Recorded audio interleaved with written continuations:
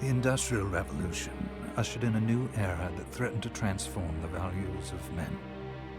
No longer would spirituality be their compass, but not all welcomed the change. In 1783, just as the fires of the Laki eruption had plunged all of Europe into an ashen darkness, a horde of demons spilled from the shadows and fell upon city after English city. It was a message. The Alchemy Guild, fearing the rise of industrialism and abandonment by their wealthy patrons, had done the unthinkable to defend their existence. Through recondite arts, the alchemists had created shard binders, humans transplanted with crystal that attuned them to demonic power.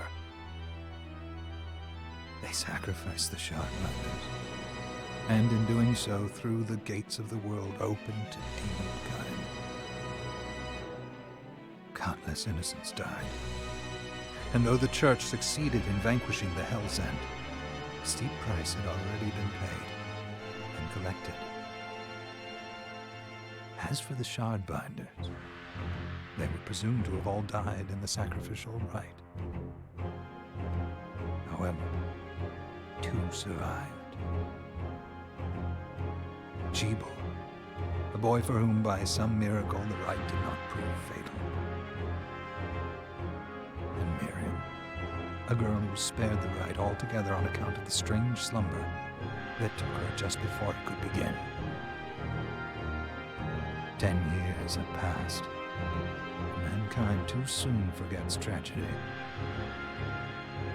The demons have returned, presaged by a great castle. And on this very hour, Miriam awakens.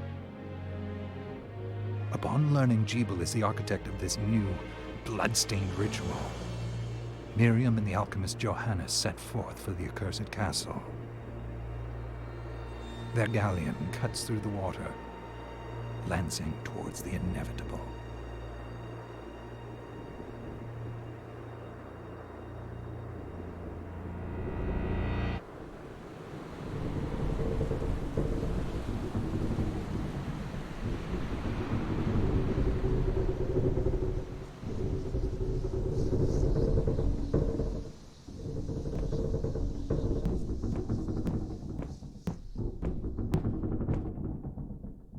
Johannes, are you certain it was... It was Jebel's doing, Miriam. No mistake. It's so hard to believe. I wouldn't even be alive if not for him. He's a good soul. I know. I know how you feel. But the facts are apparent. And the hell he endured 10 years ago would break the best of souls. Miriam, I want you to know that I'm sorry. What my brothers subjected you to, there's no forgiving it. It was their transgression, not yours. You always took care of us. Obviously, not enough. Well, let it go, Johannes. We need to focus on the task ahead. If Jebel is responsible for the summoning, then I have to stop him. I gave him my word. I ought to do it. He was my best friend. But I'm the only one who can. The shard experiments prepared me for combat. Let them amount to something. 10 whole years. What put me in that sleep? I wish I had the answer.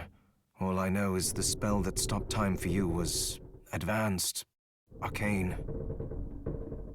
But by observing the ebb of the magic's hold on you, I was able to predict exactly when you would wake up. Oh, I see. We'll make landfall soon. You should get ready. I had the chest there packed with essential equipment. Now would be a good time to put it on.